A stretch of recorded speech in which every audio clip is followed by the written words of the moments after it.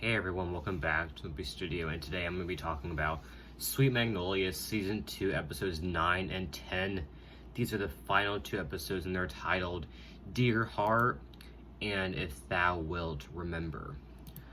So, these two episodes were definitely really great. I really like both of them. I'm a little... I'm questioning how things wrapped up a little bit. But besides that, I definitely think it was a solid way to wrap up the season. I think the season was a lot better than the first season, in my opinion. So let's go ahead and jump in with episode 9. So we kind of kick off with finding out that Miss Frances did not make it. So everyone's organizing her funeral and the events that are gonna take place. And it turns out she's a really special woman that had a good heart for the town. The only thing is I wish we could kind of get to know her more, because I feel like we're suddenly supposed to care. I mean, I care. I think it's sad. It's just I wanted to know her more, and then maybe it would have more of an impact.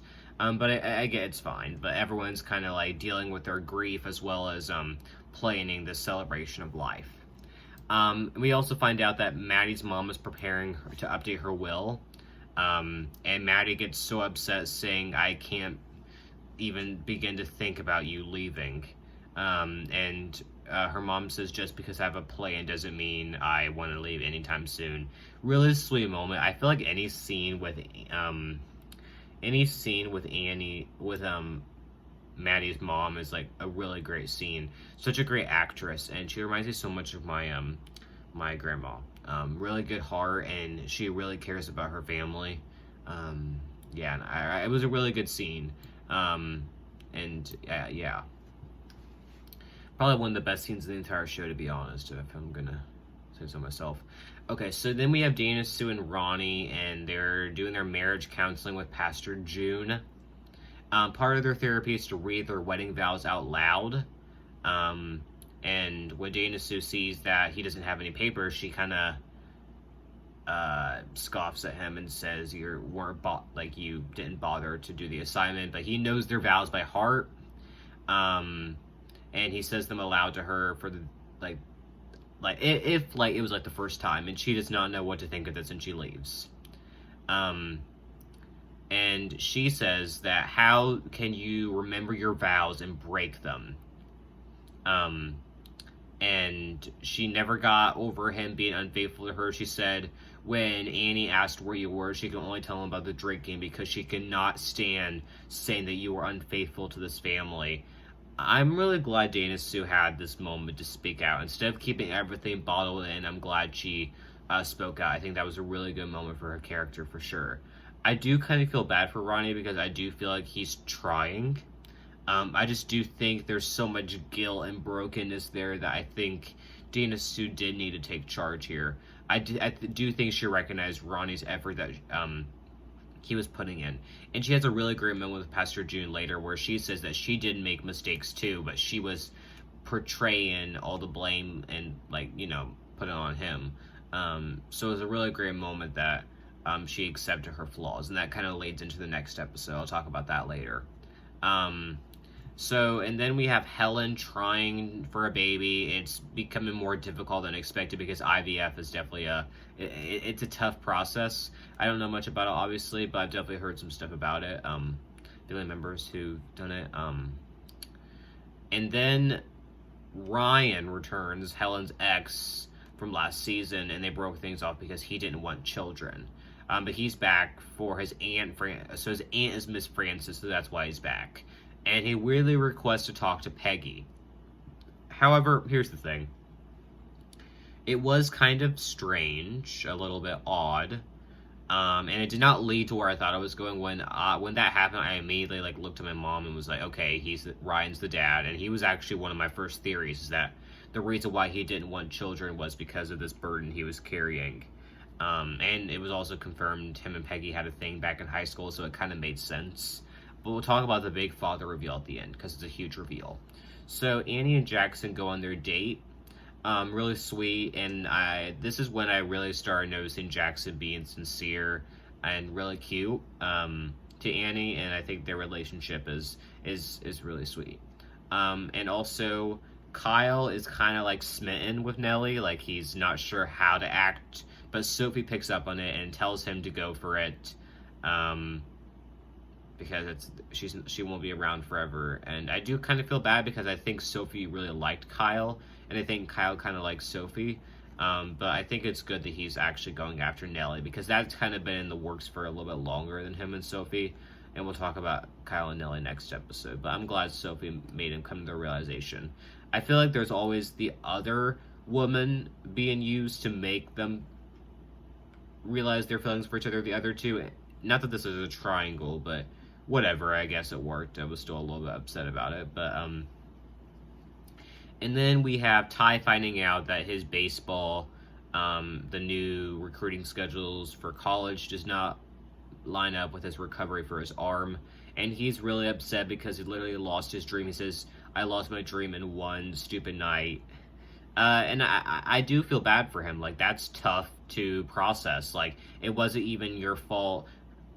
Actually, let me take that back. He did start the fight with Jax in the waiting room. That was his fault. Of course, I don't think it's anyone's fault that his arm got broken. I mean, I think it's a little bit of their faults, but I don't think, like, it's a little bit of Ty's fault, it's a little bit of Jackson's fault. I don't think he should start that fight in the waiting room.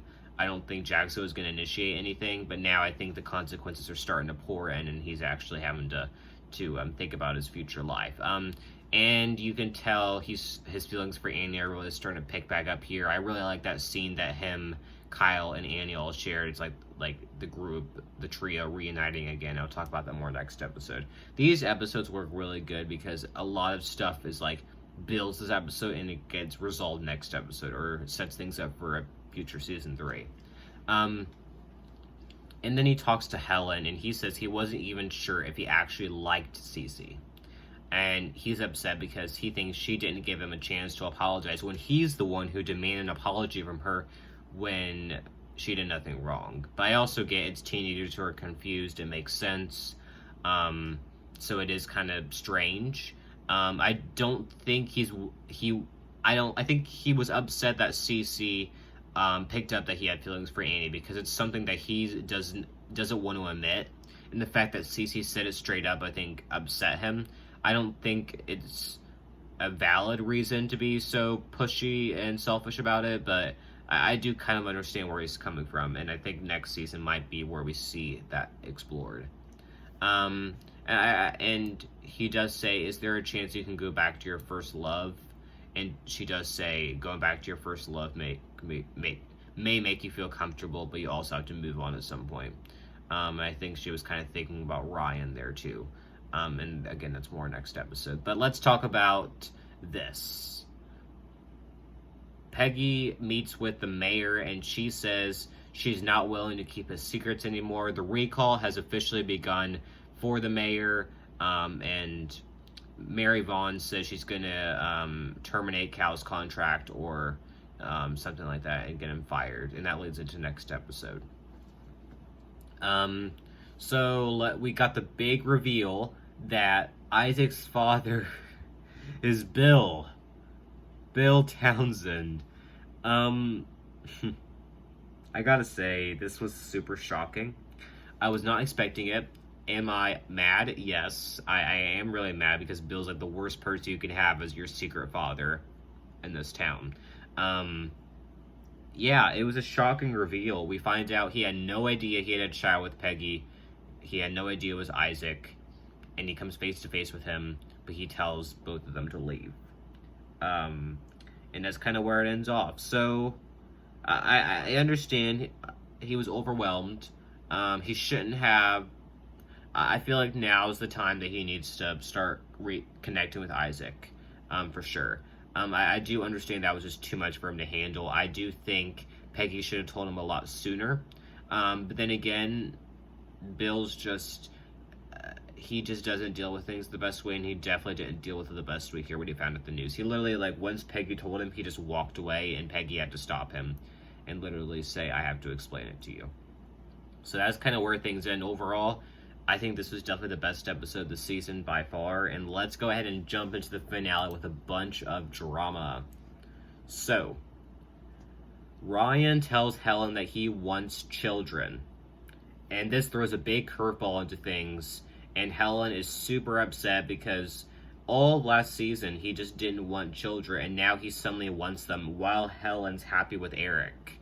And I gotta admit, Ryan's being kind of selfish, just coming in here and acting like he can win back Helen's heart when he broke it so many times. Or maybe they broke each other's hearts, but he broke it this last time by saying he didn't want kids. And Dana, Sue, and Ronnie also get back together. And Annie is a little bit upset over it, mainly because she was kind of fine with the way things were. But I'm sure she'll eventually appreciate it a lot more. So that's good.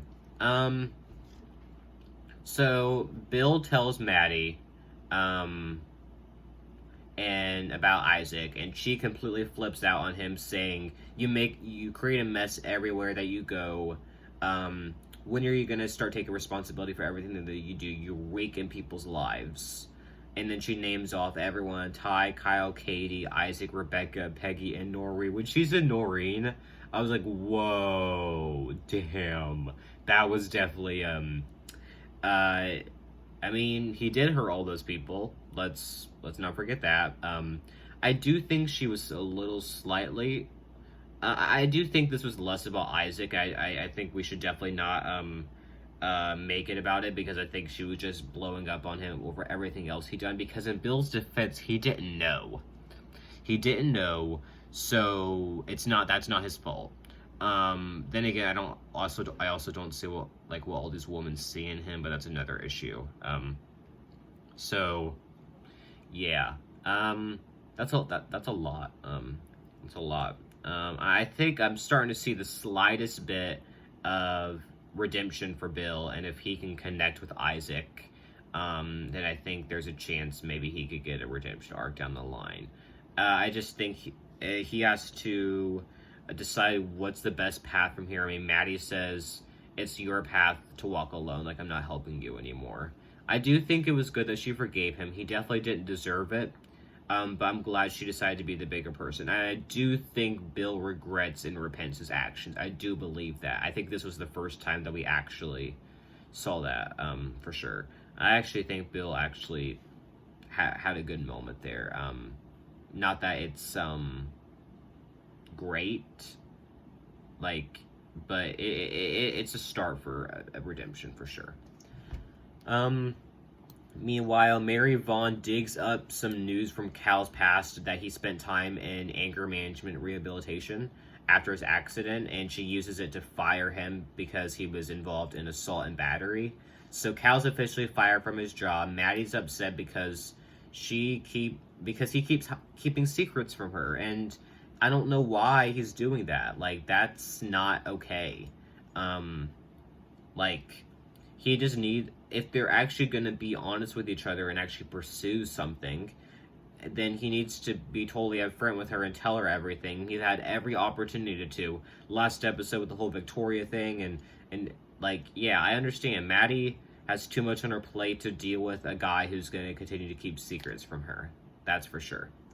And then we, a poem's read, from Ryan at the celebration. When I Am Dead, My Dear is by Christina Rossetti. It was Miss Francis's favorite poem. I definitely think that was sweet. But Mary Vaughn forbids Jackson and Nellie to talk to Kyle and Annie, pretty much. Ty and Jackson also make up this episode, which was a good moment too. I'm glad Ty decided to be the bigger person. So Nellie goes ahead and breaks up with Kyle, but she does give him his first kiss. That kiss was a lot more intense than I thought it was going to be, for sure. For them just being freshmen, oh jeez. Jackson says he's going to completely ignore his mother and his father, and he's going to stay with Annie.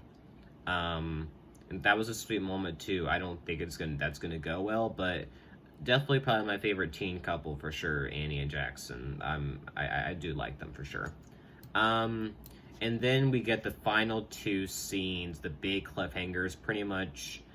Cal's upset about his firing, and then that guy from the fundraiser in episode 8, who's a big fan of Cal's, shows up.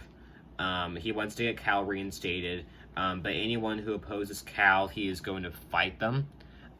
So he just makes a big scene at the restaurant to the point where Janisu calls the police and Cal's forced to drag him to the door, and when he tries to get to Maddie, he punches him out and he's arrested.